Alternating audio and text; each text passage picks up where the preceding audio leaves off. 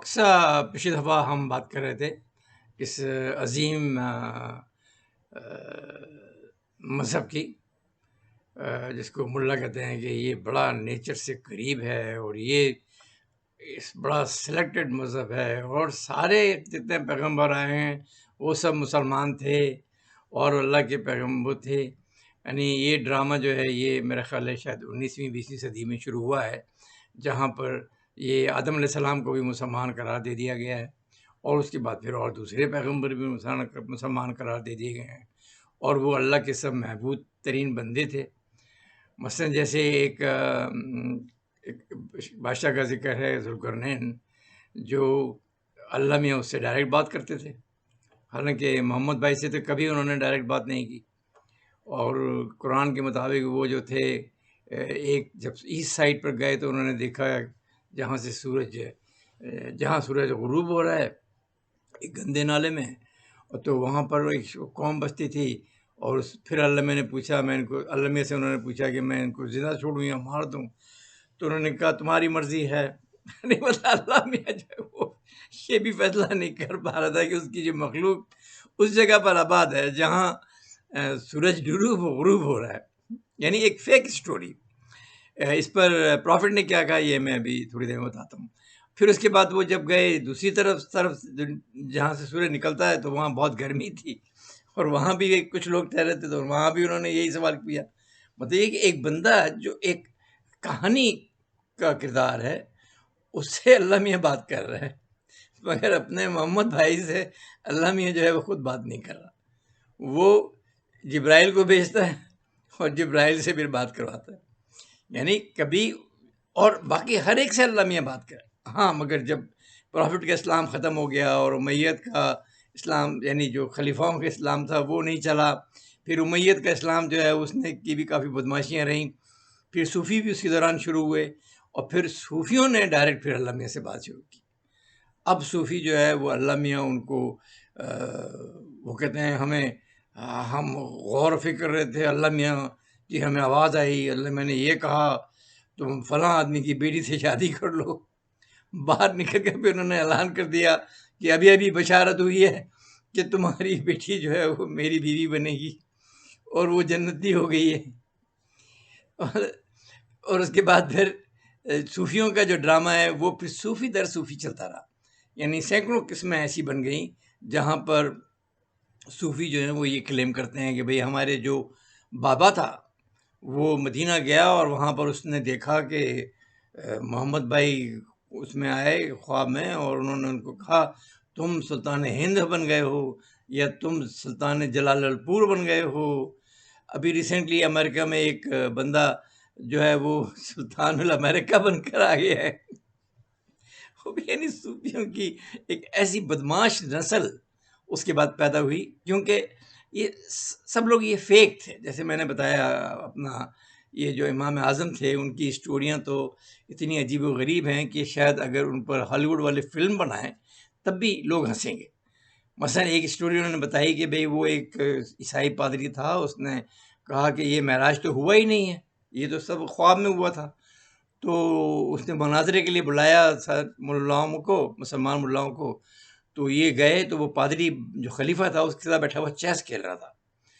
تو اس نے جیسے ہی امام اعظم کو دیکھا، اس نے اپنے آپ کو دیکھا کہ وہ جنگل میں سمندر کے کنارے یہ لڑکی بنا ہوا ہے اور اس کے اوپر کپڑے نہیں ننگا لڑکی. تو پھر ایک وہاں سے اس کا ذکر، اس کا اپنا کسی اچھے بندے کا ذکر گزر ہوا، تو وہاں سے اس نے اس کو چادر دی، یہ دی، اس کو گھر لے کر آیا، اور پھر اس سے اس کو 3-4 بچے ہوئے. اور پھر یہ سارا نظارہ ہو گیا اس ایک نظر جو امام اعظم کی اس پر پڑی. پھر جب امام اعظم سے دیکھا اور جب اس کو ہوش آیا تو کہا کہ میں تم اپنے بچوں سے ملنا پسند کرو گے. مطلب ایسی کہانیاں جو ریئلی یعنی ایون الدین اور وہ جو ہزار کہانیاں جو الف لیلا للوی کہانی ہیں وہ ان میں بھی غالباً یہ اسٹوری شاید مشکل سے سمائے. تو اس قسم کی مطلب بدماشیاں صوفیوں کی، اور صوفی تو پھر بعد میں خیر خود ہی خدا بن گئے ہیں. اب تو وہ جیسے یہ طاہر القادری پاکستان میں اسلامی نظام قابل نافذ کرنے کے لیے آیا تھا. سپریم کورٹ کے چیف جسٹس نے اس کی ایسی پٹیک لگائی کہ وہ جس کنٹینر میں بیٹھا ہوا تھا وہاں کہتا سنا گیا ارے مجھے یہاں سے نکالو. اس نے بڑا سیدھا سوال کیا بھائی تم پاکستانی ہو ہی نہیں, تم تو کینیڈین میں, تمہیں کیا پرابلم ہے پاکستان کے قانون سے. اس کے بعد کوئی جواب نہیں تھا. پھر وہ الٹے ہاتھ پاؤں واپس بھاگ گیا. کچھ دن اس نے سیاست چمکائی عمران خان کے ساتھ مل کر, کیونکہ اسی زمانے میں عمران خان کا دھرنا بھی تھا. تو یہ جو مطلب صوفی ہیں یہ بڑے عجیب و غریب ہیں. طاہر القادری صاحب نے جب آج سے 30 سال پہلے, تقریباً 20-30 سال پہلے ایک ویڈیو ریکارڈ کرائی تھی, وہ ابھی بھی انٹرنیٹ پر ہے, کہ انہوں نے کہا کہ میں 33 سال کی عمر میں ملک الموت میرے پاس آ گیا تھا, تو پھر میں نے پرافٹ سے ریکویسٹ کی تو پرافٹ نے اس کو کہا تم نہیں لے سکتے اس کی روح, تم واپس جاؤ. وہ پھر آیا 2 سال کے بعد انہوں نے پھر کہا واپس جاؤ. یہ کرا کے 3-4 دفعہ میں اس کی عمر جو ہے وہ 63 سال طے ہو گئی. کہ اس کو کہا گیا کہ تم جب یہ 63 سال کے ہو جائیں, کیونکہ پرافٹ کی موت 63 سال میں ہوئی تھی, تو چاہتے تھے اتنا زندہ رہیں, تو وہ چلا گیا. آج جو ہے وہ میرے خیال 70, 72, 75 سال کے ہیں, مگر آج بھی زندہ ہیں. آج بھی ان کی وہی لنترانیاں چل رہی ہیں اور وہی امام اعظم کے کلابے ملاتے رہتے ہیں. تو یہ صوفی جو ہیں ایک ایسی قوم ہے, مطلب ایسے بدماشوں کا ایک ایسا گروپ ہے جو عام مسلمانوں کو مسمرائز کرتا ہے. وہ قرآن کی 2-4 آیتیں ہیں جس کے وہ غلط مطلب بتاتے ہیں, شاید ان کو پڑھنا بھی نہیں آتا کیونکہ عربی ان کی زبان نہیں ہے, اور اس سے مطلب پھر ایک ایسے اس کے سمندر میں غوطے لگا کر ایسے ایسے معنی نکالتے ہیں جو نہ اللہ میاں کو پتہ ہوتے ہیں نہ پراوٹ بھائی کو پسند ہوتے. یعنی ان کی اپنے ہی ایک اسٹائل ہے. کچھ ایسے بھی ہیں جو ریئل مطلب محقق ہیں, جیسے آپ مولانا مودودی کو اس میں شامل کر لیں, اور جو امین حسن اصلاحی ہیں, اور جو دوسرے مطلب ملا ہیں جنہوں نے اس پر ساری عمر کام کیا ہے, اپنی ساری زندگی ضائع کی ہے, کیونکہ یہ بھی وہ لوگ ہیں جو ایکچولی کچھ اور کرنے کے قابل نہیں تھے. ویسے مولانا مودودی جو ہیں وہ نہ کبھی اسکول گئے, نہ کبھی کالج گئے, نہ کبھی انہوں نے کوئی بزنس کیا, بس وہ یہی ملائیت کی, اپنے آپ کو سید کلیم کر دیا. حالانکہ ان کی فیملی تو کوئی یمن سے میرے خیال حیدرآباد دکن آئی تھی, کیونکہ حیدرآباد دکن کا جو نظام تھا اس کو ہندوستانیوں پر بھروسہ نہیں تھا, تو وہ یمن سے اپنے ذاتی گارڈ منگواتا تھا. وہیں سے یہ کچھ مسلمان آ گئے, وہ عربی جانتے تھے, تو جو دوسرے مسلمان تھے وہ انہوں نے بیوقوف بنانا شروع کر دیا. کچھ مولوی بن گئے اور اس طرح سے انہوں نے اپنے آپ کو سید کلیم کر دیا. بلکہ انہوں نے یہ بھی کہہ دیا کہ جب میں اپنی ماں کی کوکھ میں تھا تو میرے باپ کے ایک دوست آئے اور انہوں نے کہا کہ اس دفعہ جو تمہارا بیٹا پیدا ہوگا وہ عالم اسلام میں بڑا جلیل القدر عالم ہوگا. یعنی جھوٹ بولنے میں آپ, میرا خیال یہ ہے کہ شاید اگر ملا کو تو نمبر 1 پوزیشن ملنا جو ہے وہ مسٹ ہے.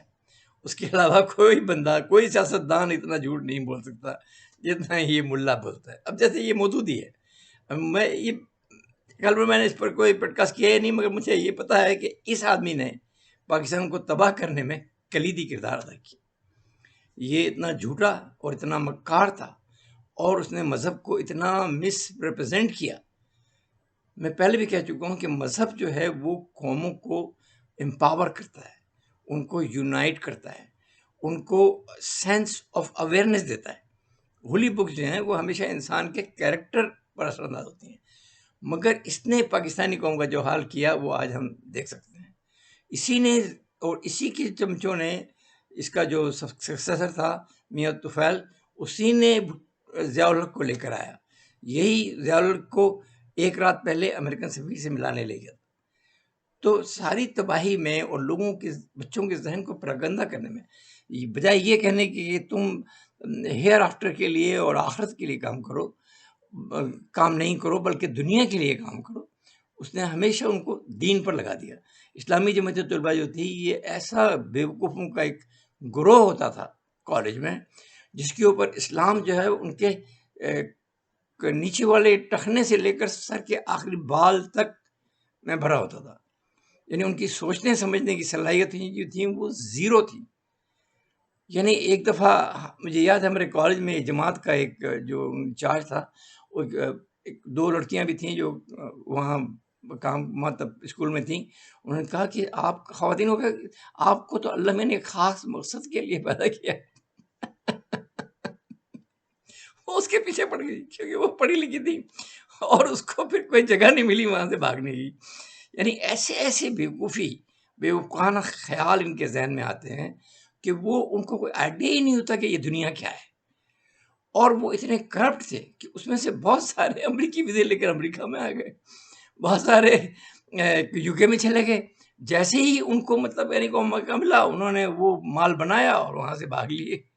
یہ پتہ کیونکہ ذہنی طور پر جب انسان دین کی طرف چلا جائے تو اس کا دماغ تو کام نہیں کرتا، اس کا کانشیس بھی مر جاتا ہے اور اسے ملک کے قانون کی کوئی اہمیت کا اسے نہیں پتہ ہوتا کہ آپ چوری کرو گے تو اس کی سزا ہے.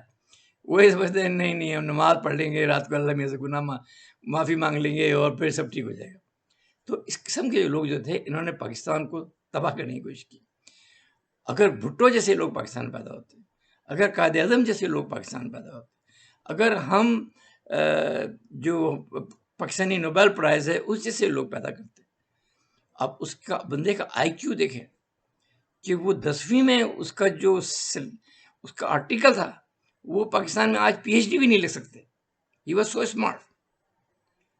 پورے بورڈ نے اس نے ٹاپ کیا تھا اور سارے ہندو سکھ مسلمان سب اس کو سپورٹ کرتے تھے. پھر اس کے بعد جیسے ہی یہ ضیاء الحق آیا اس نے اس کو نکال دیا، قادیانوں کو بھی کافر قرار دے دیا گیا 1973 کیا ان میں. اور اس کے بعد پھر پاکستان جو ہے اسے تباہی ہی اس کا مقدر بنی اور آج بالکل وہی صورت حال ہے. آج پاکستان کو جو ہے وہ 7ویں صدی میں لے گئے ہیں. اور اسٹوپڈ بات ہے، یعنی سب کو پتہ ہے کہ اسلام میں عورت کا کوئی حق نہیں ہے، اس کو کسی قسم کا بھی رائٹ نہیں ہے، وہ بول نہیں سکتی، اس کی پٹائی ہونے کا بڑا اندیشہ ہوتا ہے اس کو. اور 80% پاکستانی مرد جو ہیں وہ مارتے ہیں اپنی بیویوں کو. اگر جاب نہیں مل رہی تب بھی مارتے ہیں کہ تو منوس ہے. جو لیول ہے جو مینٹالٹی کا، آئی کیو کا، دماغ کا، وہ اتنا کم کر دیا ہے اس دین نے کہ ان کی سوچنے سمجھنے کی صلاحیتیں ختم ہو گئی. میں آپ کو چھوٹی سی مثال دیتا ہوں. سویلائزڈ ورلڈ میں ایک آدمی کام کرتا ہے ساری عمر. اسلام کہتا ہے کہ نہیں، یہ جو تم نے مال بنایا ہے اپنی محنت سے وہ ہم سب کا ہے، یعنی یہ اللہ میاں نے تمہیں دیا ہے، تمہاری ضرورت سے زیادہ ہے تو یہ باقی تمہیں سب بانٹنا ہے. پہلی بات تو یہ کہ سود حرام ہے، یعنی آپ اس سے جو پیسے کا جو ریل پیر ہے جو سود سے ہوتا ہے اس کو ٹوٹلی ڈس الاؤ کر دیا کہ اگر آپ نے $100 بچائے ہیں تو وہ $100 ہی رہیں گے، بلکہ وقت کے ساتھ ساتھ وہ 50 ہو جائیں گے. یہ نہیں کر سکتے آپ $100 کو انویسٹ کر کے آپ اس کے $500 بنا لیں. نہیں یہ حرام ہے.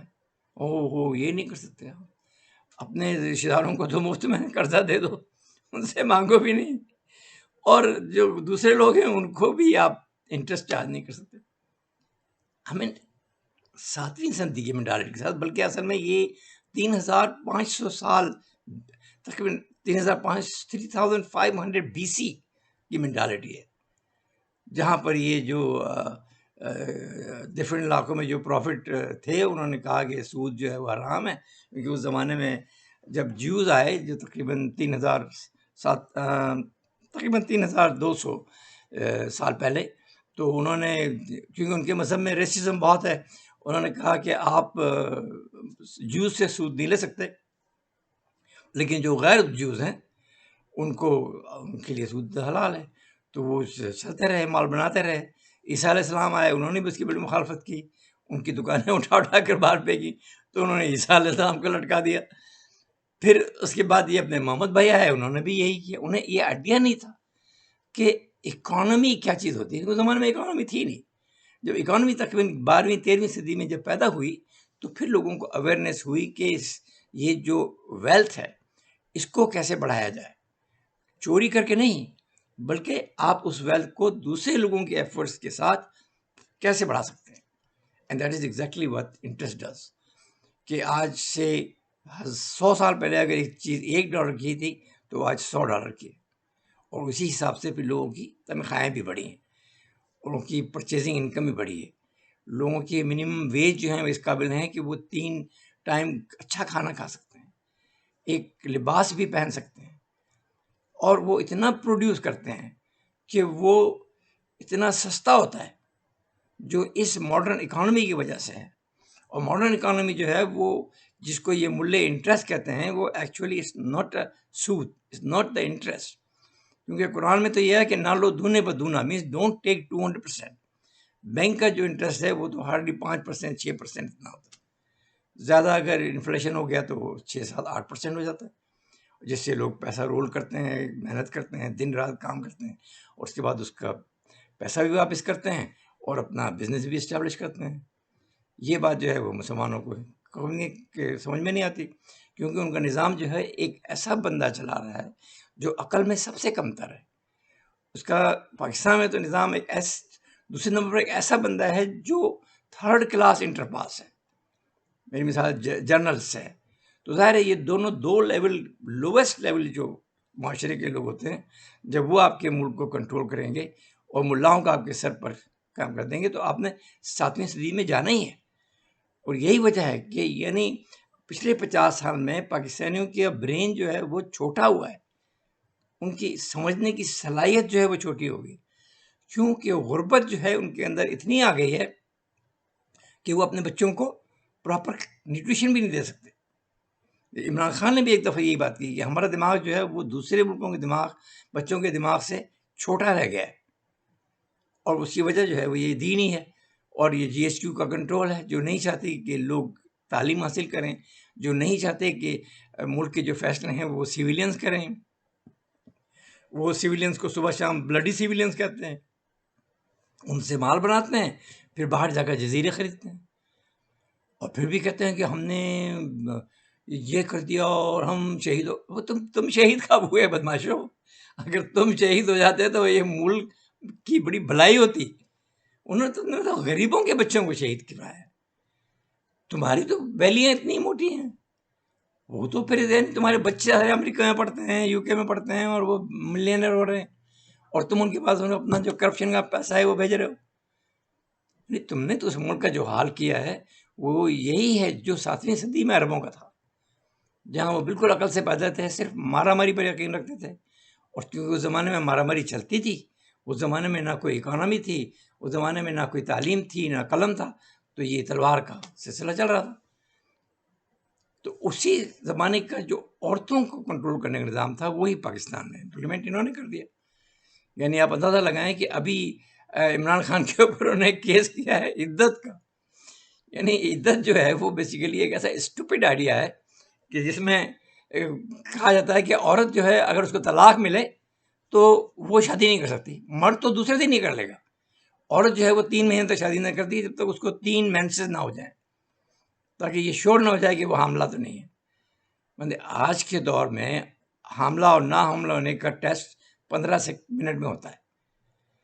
اور خاص طور سے جو اس کی فرسٹ لیڈی ہے، آئی تھنک بشرا اس کا نام ہے، وہ تو تقریباً 50 سال کی ہے. یعنی اس بیانڈ چائلڈ بیئرنگ ہے.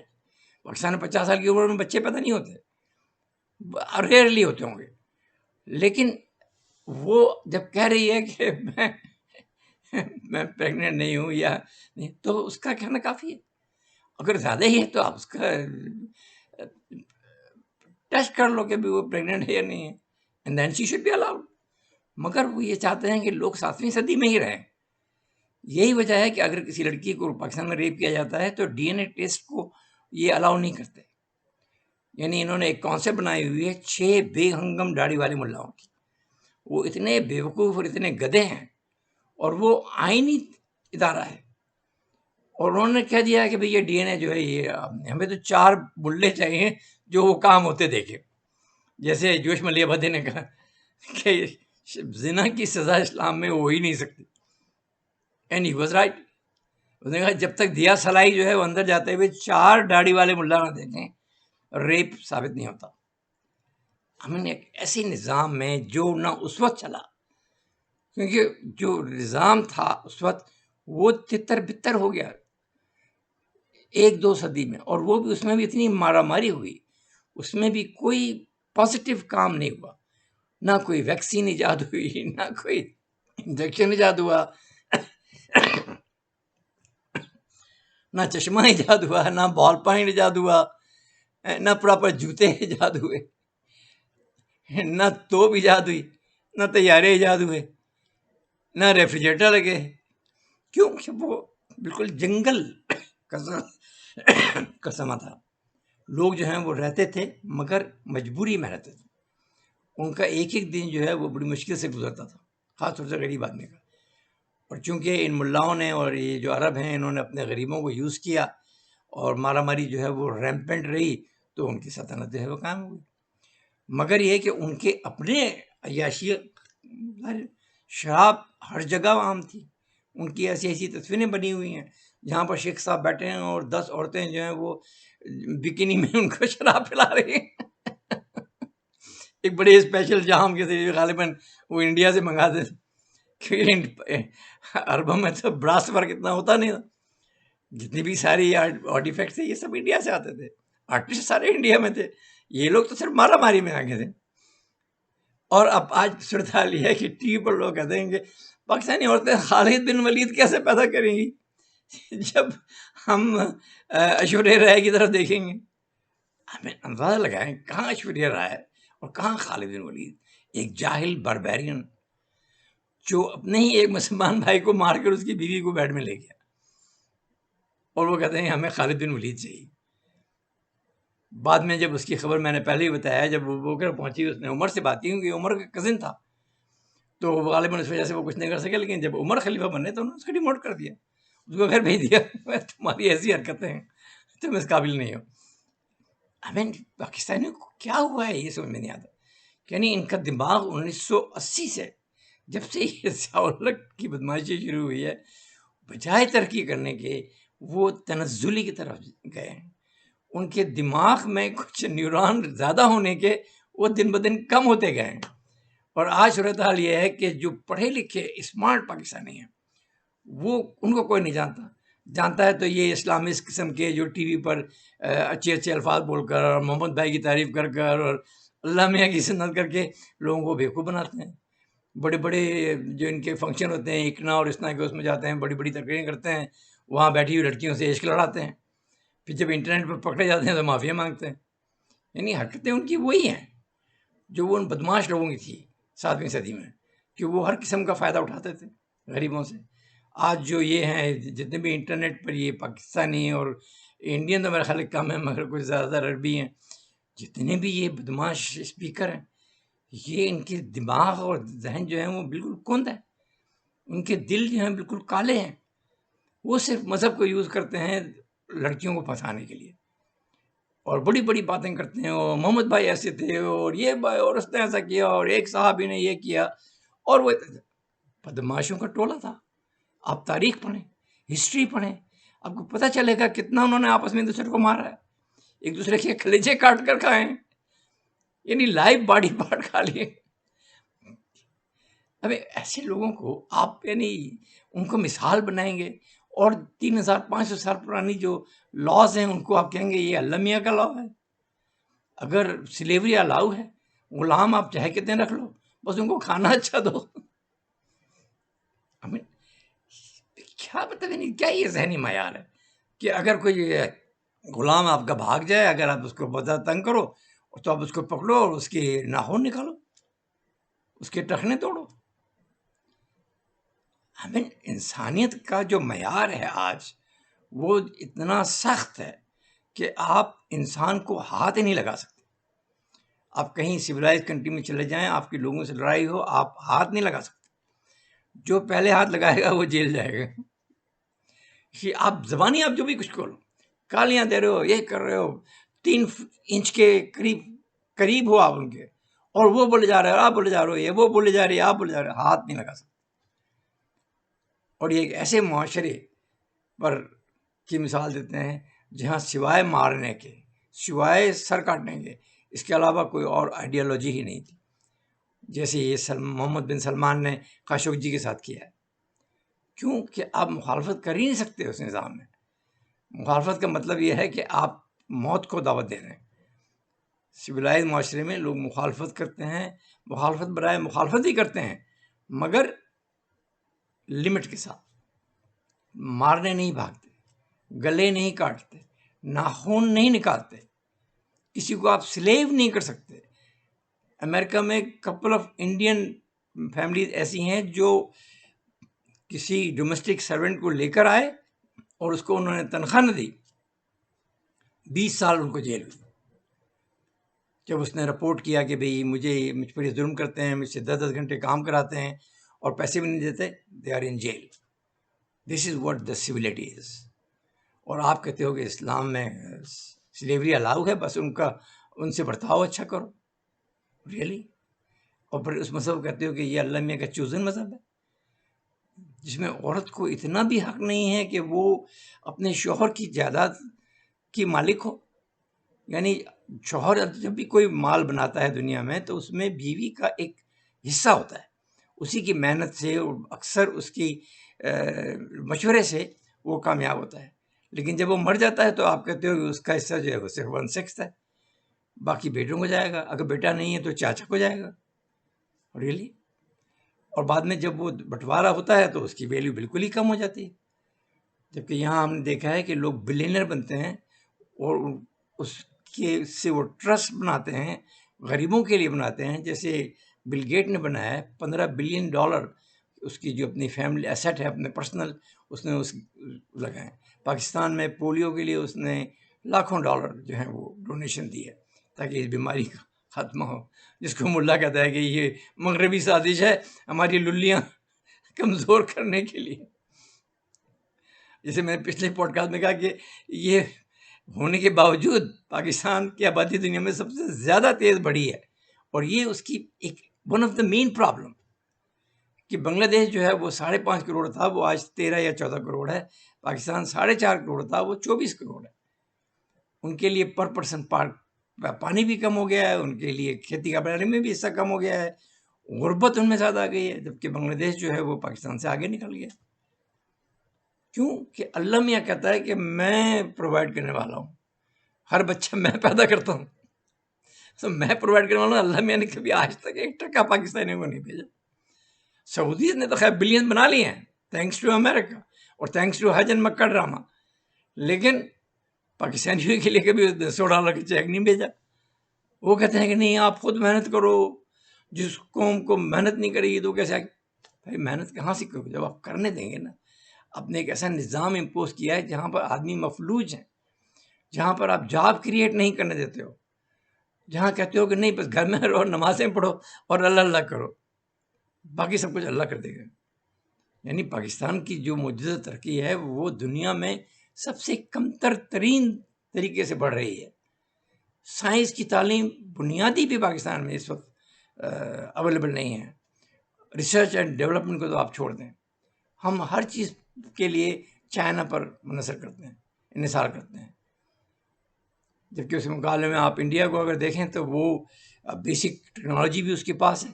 جب انڈیا بنا اس وقت بھی اس کے پاس کافی پاکستان سے زیادہ تھا، اور اس نے اس کو قائم رکھا۔ سول گورنمنٹ رہی، ہمیشہ سیاستدانوں نے فیصلے کیے اور لوگوں کو تعلیم دی۔ اس کی وجہ سے پاکستان انڈیا جو ہے وہ تقریباً $4 ٹریلین اکانومی ہو گیا ہے۔ پاکستان جو ہے وہ 400 بلین، اور وہ بھی بہت سلو ہے، یعنی نیگیٹو تھی پچھلے سال تو، جب سے یہ GHQ نے عمران خان کی گورنمنٹ ہٹائی ہے۔ مطلب ہماری نہ عقل ہے، نہ سمجھ ہے، نہ تمیز ہے۔ یعنی ہم اس طرح سے لوگوں کو ہیٹ کرتے ہیں کہ جیسے ہم جو ہیں وہ اس دنیا کے مالک ہیں، حالانکہ دنیا میں سب سے کمتر ویلیو جو ہے وہ آج پاکستان کی ہے۔ اور آن ٹاپ آف دس ہم دیکھتے ہیں کہ یہ جو لو IQ 3rd کلاس انٹر پاس ہیں وہ پاکستان کے ہر فیصلے کر رہے ہیں، اور یہ جو ملا ہیں یہ پاکستان کے اوپر بالکل اس طرح سے مسلط کر دیے گئے ہیں کہ وہ پاکستانیوں کو ہلنے بھی نہیں دیتے۔ وہ کہتے ہیں کہ عورت کو تو کوئی حق سمجھو ہے ہی نہیں، وہ تو اس کو اگر سانس بھی ہم لینے دے رہے ہیں تو وہ بھی اس کے لیے وہ شکر ادا کرے، ہر رات کو گڑ گڑا گڑا کر اللہ میاں سے اپنے گناہوں کی معافی مانگے۔ جبکہ سب سے زیادہ گناہ گار جو ہیں وہ یہ جرنل اور یہ ملے ہیں۔ ان کا کوئی عمل بھی ایسا نہیں ہے جس کو آپ نیکی میں شمار کریں۔ یہ جو ہیں یہ کلرز ہیں، یہ جو ہیں یہ ان کی مثال، یعنی اگر آپ سور بھی کہیں ان کو تو وہ سور کے لیے گالی ہوگی، وہ اتنے کمینے ہیں، اور جنرل اس میں شامل ہیں۔ کیونکہ یہ اپنی اوقات بھول گئے ہیں، بجائے اس کے کہ وہ یہ شکر کریں کہ قوم جو ہے وہ ان کو کھانے پینے کے لیے دیتی ہے، یہ قوم کے اوپر ہپٹا مار کے بیٹھ گئے اور صبح شام اس کو بلیک میل کرتے ہیں، فتوے میں پیسے بنا رہے ہیں اور یہ کر رہے ہیں وہ کر رہے ہیں، لوگوں کو مارنے کے فتوے دیتے ہیں۔ جبکہ بنگلہ دیش گورنمنٹ نے جو سب سے اچھا کام کیا وہ یہ کہ ان ملاؤں کو کہا کہ تم فتوے نہیں دے سکتے، فتویٰ is only can come from the government. اسی لیے وہاں کے مولوی جو ہیں وہ بھی کنٹرول میں ہیں، وہاں کے جنرل جو ہیں وہ بھی اپنا کام کر رہے ہیں، they are more professional than Pakistani generals, جو ہر جگہ جاتے ہیں اور ذلیل ہو کر آتے ہیں، جیسے ابھی یاسر منیر امریکہ سے ذلیل ہو کر آیا ہے۔ یہ کہ یعنی جب تک میں نے کہا ہے کہ آپ عورتوں کو حق نہیں دیں گے، عورتوں کی عزت نہیں کریں گے اور عورتوں کو مردوں سے زیادہ ویلیو نہیں دیں گے، کسی بھی ملک میں ترقی کا سوال ہی پیدا نہیں ہوتا، وہ ہمیشہ پاکستان کی طرح سے تباہ ہوتی رہے گی جیسے آج ہے۔ Think about it, God bless.